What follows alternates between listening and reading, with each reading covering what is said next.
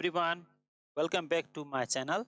Today we will explore the process of writing a systematic review, which is a specialized type of review paper that differs significantly from the general review. We got the basic idea about the general review, the previous video, so you can see that one. This is systematic review and it is a bit more complex. It needs more knowledge on writing a review. In this video, we will break down its key elements or the components and discuss how to craft a well structured and comprehensive review. So let's get started. A systematic review is a meticulously organized and thorough synthesis of research study focused on a particular subject. It utilizes rigorous and methodological approach to minimize the bias and improve reproducibility, hereby upholding the credibility and reliability of its conclusion. The primary objective is to identify, critically evaluate, and consolidate all the pertinent evidence related to a clearly defined research question. Its method is characterized by transparency and reproducibility, ensuring that the process can be consistently replicated and verified. We have learned about the general review in the previous video, right? So you can go and see there what is general review, what are its component. In the similar way, systematic review has some common topics, which includes topic, abstract, keywords, and introduction. So I will not repeat all these here. You can see from the general review, they are similar. So here you can see, this is the title, this is author's name, this is author's affiliation, and this is abstract. In the general review, I have shown you a review in which we were writing one paragraph of abstract, right? But in here, it is breakdown to background, objective, method, result, and the conclusion. It depends upon the guideline given by the journal. We will directly go into methodology and body. This is the most important part of systematic review. As name states, systematic means it should be well organized in a systemic manner. So, need to understand that general review is a random writing, but systematic review by the name, it is highly systematic. It takes more effort and dedication to complete. First is strategy for literature search. In this, first is identify relevant database. That means I told you in the previous video that there are some database from which we can search the paper, right, or the literatures. So you need to understand that there are many database where you can find the research article of different types, among which some are biomedical and life sciences, which includes PubMed, which is most popular among the STEM students. Okay, and other also we can use. Another is multidisciplinary, which includes Web of Science and Scopus. Next is Grey Literature.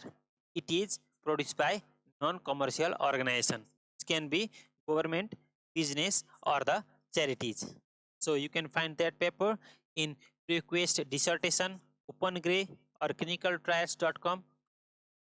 And another is general academics, which most students use, is Google Scholar. These are the database we can use. Now develop a strategy to search, right? We need to search, but need to have some idea how to search. And also you need to remember that you need to write how you collected all the paper for your systematic review. Develop a search strategy. Use a combination of keywords and control vocabulary. Capture the relevant study. Include synonyms, alternative spellings, and related term to ensure broad coverage of the topic. Use Boolean operators such as and, or, not to refine the search. Okay, you can use or, combine the synonyms and related terms, and narrow result by combining different concepts, not to exclude irrelevant terms. Okay, in this way you can develop your strategy to search. Now let's understand basic and important steps of methodology for writing a review. Okay, there are steps to understand and search for the literatures. So I will show you here a diagram or the flowchart where you can understand more clearly. First is identification. Identify or download all the paper related to the topic of interest from different database and compile them. Like database I searched and I found 2000 papers from different database. Then second is screening. That means screen the duplicate article and remove the duplicate article. Like I searched in PubMed using different keywords or the title. Same keywords and title I used in Google Scholar.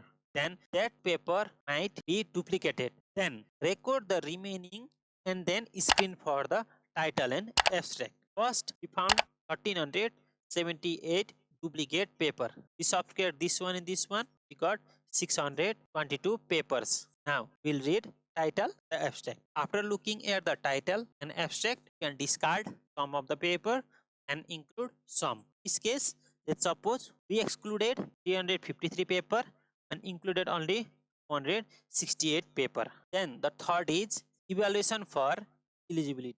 Full article will be evaluated and on the basis of inclusion and exclusion of paper, looking at some of the criteria which we will talk in a while. What we did, we excluded some paper and we included some paper, and in inclusion we have included only 199 paper from 1000 paper downloaded. Let's see one another format similar to this one. You can see here the similar identification, screening, eligibility and included, and categories are little different than what we discussed before. So you can organize in different way, but all the basic things are same. Identify first, then screen, then make them eligible, then include some, exclude some. So let's go to inclusion and exclusion criteria. The inclusion criteria are: first is population. Define the subject of interest. Example: species, age group, different disease condition, closed circuit, open circuit. Another is time frame. It's not compulsory but can define a specific period for the studies, such as last 10 years, last 20 years. Another is language. Specify the language considered. Okay, in most of the cases paper which are published in English only. The last one is publication type. Include peer review articles, conference proceedings or papers, and then thesis. Then now let's see the criteria for excluding a paper. First is irrelevant population. If you are doing a research related to cat or the, let's say, dog, then the paper or the research paper you found in cattle or in human, then it is not the population of your research interest. So exclude the another species or age group. Lack of outcomes of interest.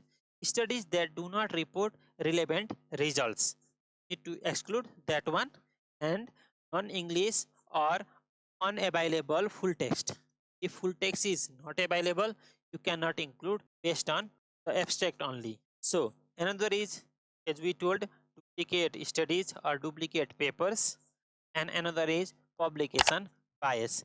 Studies published in non-peer reviewed journal or sources or with conflict of interest. So we need to find publication bias also is systematic review. We'll talk about it in a while. Let's see quality assessment. Quality assessment in a systemic review refers to the rigorous process of ensuring review is conducted with transparency, producibility, and minimizing bias by defining the research question.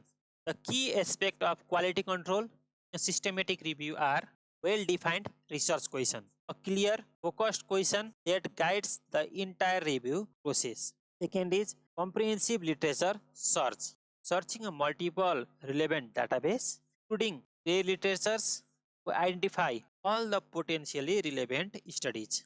Inclusion and exclusion criteria, explicit criteria for deciding which studies to include or exclude based on the study design, population and outcome, and also limitations and confidence intervals. We'll see that one for the quality control.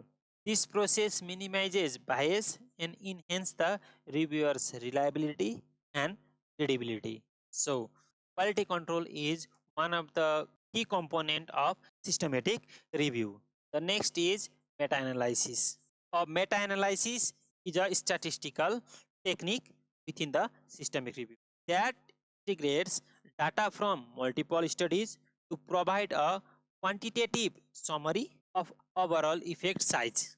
It enhances precision and offers more comprehensive conclusion on a specific research question. It has some purpose which includes to resolve inconsistencies across the different systemic reviews, to provide higher level of evidence for decision making, and identify the overall trend and improve the statistical power. So for this you can make a forest plot. A forest plot is a graphical representation used in the meta-analysis to display the result of multiple study on a particular topic. It helps to visualize the effect size, confidence interval and overall trend across the studies, which you can see in this image. Now next is publication bias. Publication bias arises when study demonstrating significant or positive outcomes are more likely to be published compared to those with negative or inconclusive results. This imbalance skews the overall conclusion drawn in meta-analysis, leading to potentially misleading interpretation. So, publication bias is one of the key elements of systematic review. Why publications are biased? There are some reasons like journal often prioritizes the publication of novel or statistically significant findings, overlooking the less dramatic changes or the results. Researchers may refrain from submitting studies with negative or null outcome. Next is funding organization or sponsors may exert influence favoring the publication of the result that align with their interests or expectations, such as an industry. An industry funded you and you published in their favor, then that can be the cause of publication biasness. And there are some methods for detecting the publication biasness, which includes O'Neill plot or scatter plot to study the effect size against their standard errors. Asymmetry suggests publication bias. And similarly, Eggers test, a statistical test for funnel plot asymmetry, and another is trim and fill method, a method adjusts for missing studies due to bias.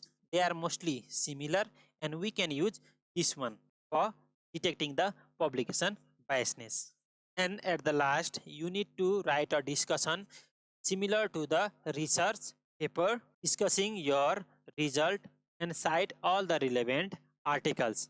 And after that, you need to conclude your result you have presented in the paper and reference all the cited articles that you have cited above. I will not discuss about all these three components because you have basic idea about writing discussion, conclusion and references. So I will soon walk you through citation and referencing format along with various writing styles in my upcoming videos. I hope you subscribe to my channel and stay updated with the latest content we upload. Thank you everyone. See you in the next informative video. Till then, bye bye.